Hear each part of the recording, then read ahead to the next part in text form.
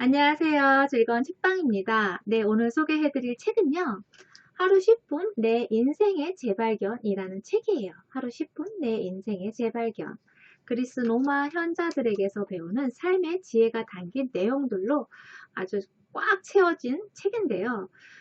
오늘 소개해드릴 부분은 우리가 삶을 살아가면서 분노와 그런 어려운 역경들을 거쳐서 살아가잖아요. 그런 것이 없이 뭐 평탄하게 살아가는 삶은 없잖아요. 항상 화나는 일이 있고 또 항상 살다 보면 힘들고 어려운 역경을 맞이하게 되는데 그러한 때에 어떻게 받아들이고 어떻게 생각해야 하는지 그런 부분에 대한 내용이 있어서 그 부분들만 모아서 소개를 해드릴게요. 먼저 분노의 이빨이 향하는 곳이라는 내용이에요. 이 부분은 세네카의 분노에 대해 이 책에서 있는 내용을 옮겨 놓은 거예요. 지금부터 책 내용을 읽어 드릴게요. 분노보다 우리를 어리석게 만드는 것은 없으며 분노만큼 우리의 힘을 약화시키는 것은 없다. 분노로서 성공하면 이보다 오만한 것이 없으며 성공하지 못하면 이보다 광기에 휩싸이게 하는 것 또한 없다. 분노는 실패했을 때조차 물러서지 않는다. 행운이 상대를 제거해주면 분노의 이빨은 곧 스스로에게 향한다. 이 부분에 대한 해석을 읽어드릴게요. 분노는 상황을 악화시킬 뿐 아니라 우리가 화에 사로잡히면 상대방도 화에 사로잡히고 만다. 결국 모두가 분노하게 되고 해결의 실마리는 사라진다. 성공한 사람들은 가끔 자신의 삶에서 분노만큼 강한 연료는 없다고 말하곤 한다. 뚱뚱하다고 어리석다고 놀림받는 사람들의 분노는 육체적 강인함과 현명함을 창조해낸다. 거절당한 사람의 분노는 앞길을 개척하려는 동기부여가 된다. 하지만 이 모든 것은 단견일 뿐이다. 이 이야기에는 분노의 엔진을 돌리기 위해 투입된 땀과 눈물이 무시되어 있으며 부작용도 생략되어 있다. 그 분노가 소진되었을 때 무슨 일이 일어나는지에 대해서도 관심을 기울이지 않는다. 분노의 기계가 계속해서 굴러가기 위해서는 반드시 더 많은 분노가 만들어져야 한다. 종국에 가서 남은 것은 자신에 대한 분노뿐이다. 분노는 가장 강한 감정이다. 하지만 우리가 치러야 하는 대가 또한 가장 크다. 네, 분노가 일어났을 때 내가 그것을 조절하지 않고 뿜어내면 상대방 또한 그 분노를 받고서 분노하게 되죠. 그 상황이 그걸로 인해서 좋아지고 개선되고 해결이 되느냐? 그렇지 않다는 거예요. 더 안 좋아지고 그리고 또 해결의 실마리를 찾냐? 그것도 아니라는 거죠. 그러니까 일을 더 힘들게 만드는 경우가 많아요. 해결이 되는 경우도 있겠죠. 어쩌다 한번 정말 그게 상대하기 싫어서 정말 화내는 사람, 분노하는 사람을 상대하기 싫어서 아유 그래 됐다. 그래 원하는 대로 해주마. 그럴 때도 있는데 그렇지 않은 경우가 더 많죠. 분노를 해서 그 당시에는 해결이 되었을 망정 그 다음에도 똑같은 방법으로 똑같은 사람과 그 해결의 실마리를 찾고 더 좋은 방안으로 나아가지는 못하잖아요. 더 안 좋아지면 안 좋아졌지 좋아질 수는 없잖아요. 그런 것처럼 우리가 여기서도 말한 부분이 분노로 인해서 내가 정말 무시당하지 않기 위해서 열심히 일해서 돈 벌어야지 그런 경우도 있고 또 뭐 뚱뚱하다 막 이렇게 놀림 당해서 그게 싫어서 정말 다이어트를 열심히 해서 성공한 사례도 참 많아요. 그런 분노의 에너지가 나를 동기부여할 수 있는 발전시키고 성공하는데 동기부여가 돼서 더 열심히 노력할 수 있도록 그런 에너지를 만들어내죠. 그런데 그렇게 해서 내가 원하는 것을 얻는다 해도 그 결과에서는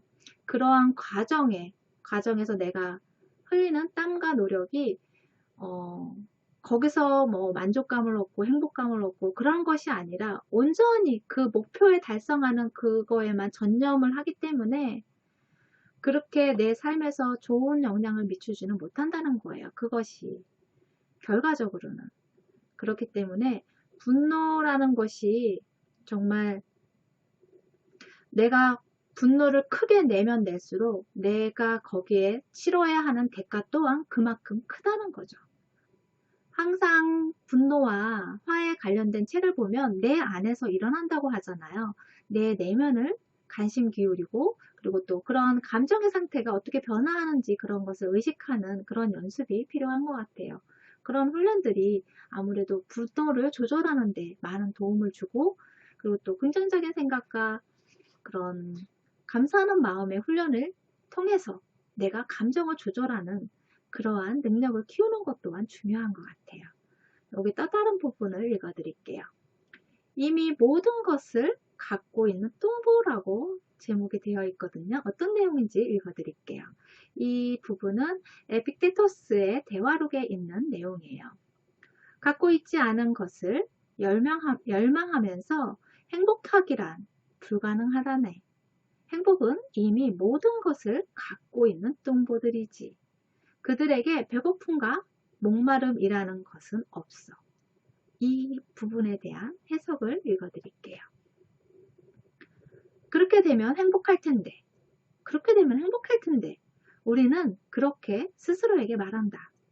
승진하게 되면 행복할 텐데, 다이어트에 성공하면 행복할 텐데, 더 많은 돈을 벌게 되면 행복할 텐데, 심리학자들이 조건적 행복이라고 부르는 이것은 망상적 사고의 일종이다. 지평선을 열망하는 것처럼 걷고 또 걸어도 결코 그곳에 닿을 수 없다. 아니, 가까이 갈 수조차 없다. 미래의 사건을 열망하고 욕망하고 열정적으로 상상하면서 그 속에 행복의 시나리오가 있다고 기대하는 것은 지금 당장 행복할 수 있는 가능성을 파괴할 뿐이다.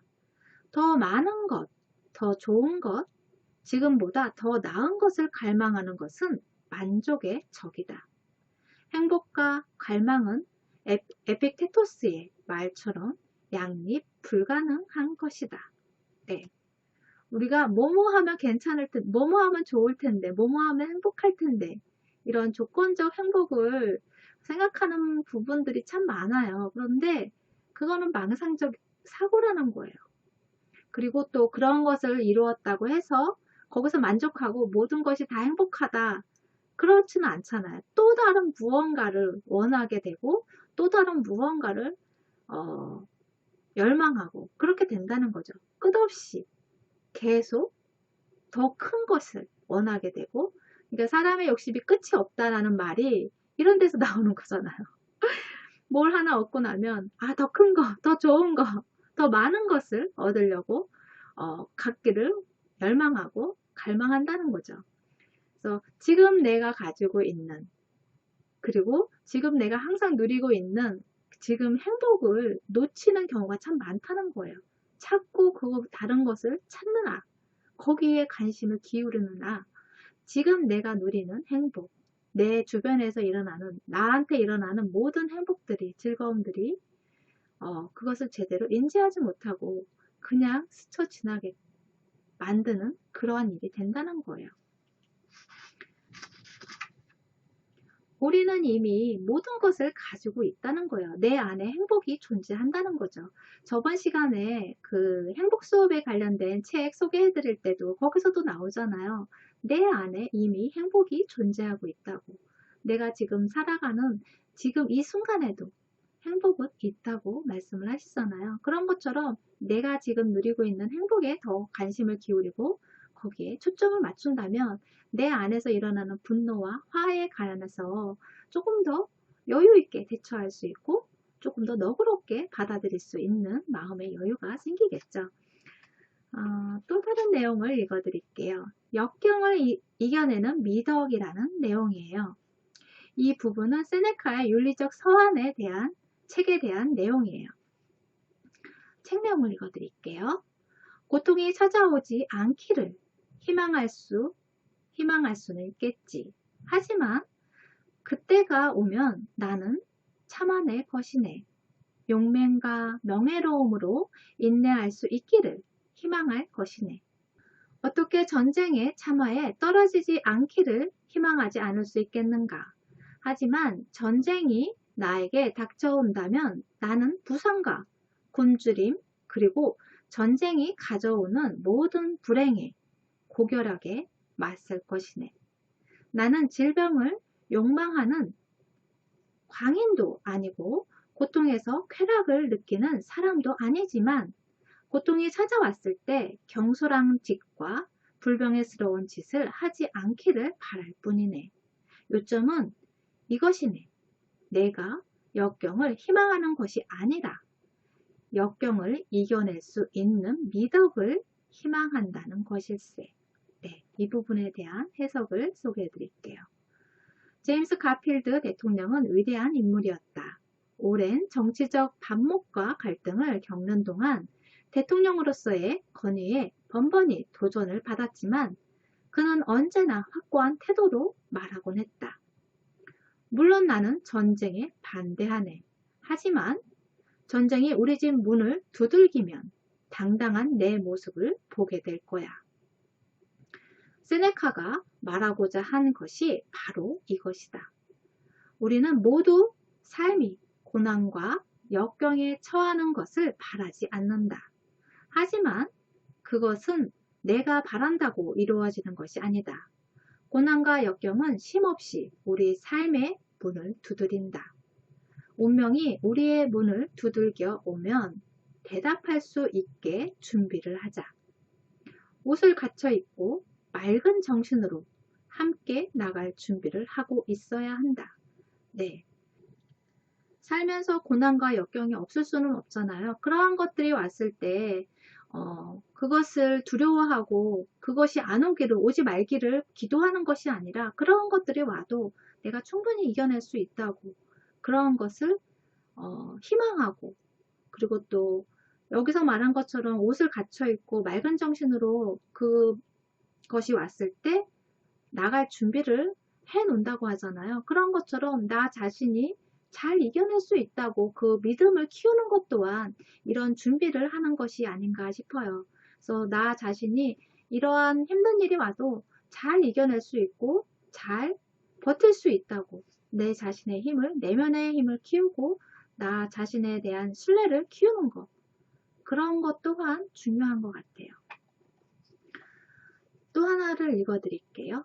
삶을 물들이는 것이라는 내용이에요. 이 부분은 마르쿠스 아우렐리우스의 명상록에 들어가 있는 내용이에요. 그 부분을 읽어드릴게요. 인간의 마음은 어떤 생각을 자주 하느냐에 의해 그 모양을 갖춰간다. 인간의 영혼과 정신은 생각에 의해 착색되기 때문이다. 이 부분에 대한 설명을 읽어드릴게요. 사람의 얼굴을 보면 그 사람의 삶이 상상될 때가 있다. 한없이 맑고 평화로운 얼굴을 보면 그는 얼마나 평화롭고 평온하고 겸손한 삶을 살았을까 궁금해지고 주름이 깊게 파이고 잔뜩 화가 난 것 같은 얼굴을 보면 그의 삶 자체가 갈등과 혼란과 고난으로 점철됐을 것 같다는 생각이 든다. 얼굴이 삶의 모든 것을 반영하는 것은 아니겠지만 얼굴은 그 사람의 삶에 대해 생각보다 많은 것을 알려준다. 인간의 마음도 마찬가지다. 끊임없이 부정적인 생각을 한다면 마음속에서 마주치는 모든 것들이 부정적인 꼴을 하게 될 것이다. 옹졸하고 남탓만 하는 사람은 아무리 좋은 사람과 기회가 나타나도 여전히 좋지 않은 것이라 여길 것이다. 넓은 아량과 긍정적인 생각을 가진 사람은 모든 삶의 모든 순간을 기회로 여기고 소중하게 생각할 것이다. 생각이 마음을 만들고 마음이 삶을 만든다. 마음은 생각하는 대로 물이 들고 우리의 삶은 마음이 가는 곳으로 물이 든다. 네. 이 부분은 정말 공감되지 않아요? 많은 분들이 이 부분에 대해서는 참 공감을 많이 하실 것 같아요. 내가 어떤 인간관계에서도 내가 싫어하는 사람이 있어요. 뭐 하는 짓마다 마음에 안 들어요. 그러면 그 사람이 좋게 다가와도 왠지 뭔가 있을 것 같은 안 좋은 뭔가 의도가 있을 것 같은 생각이 들고 좋게 받아들여지지가 않아요. 그러니까 그런 것처럼 어떤 부정적인 생각으로 항상 부정적인 시각으로 보면 한도 끝도 없이 안 좋은 부정적인 것으로 받아들이게 되잖아요. 그런데 내가 항상 감사하고 긍정적인 생각으로 그런 마인드로 관리하고 그런 능력을 키우고 그런 시선으로 바라보면 어떤 사람이 다가왔을 때 긍정적으로 먼저 바라보게 되고 좋은 의도라고 바라보게 되잖아요. 그렇기 때문에 좋은 관계를 유지하는 것이 수월해요. 그리고 또 상대방이 좀 안 좋게 해도 그것에 대해서 조금 여유롭게 받아들일 수 있기 때문에 불화가 일어나는 것을 최소한대로 줄일 수 있는 그러한 역할을 하거든요. 그런 것처럼 우리가 어떤 생각으로 삶을 살아가느냐 그런 생각들이 그런 마음들이 내 삶을 물들게 한다는 거예요. 내 삶을 어떻게 물들고 싶으신지 그 부분에 대해서 한번 생각해 보시고 여기서 말한 것처럼 역경이 오고 힘든 일이 오고 분노가 일어나도 그러한 것에 대해서 어떻게 받아들이고 내 내면의 힘을 어떻게 키워야 하는지 그런 부분에 대해서 생각해 보시는 시간이 되셨으면 좋겠어요. 구독과 좋아요도 부탁드릴게요. 지금까지 들으셔서 감사합니다. 다음 시간에 또 만나요.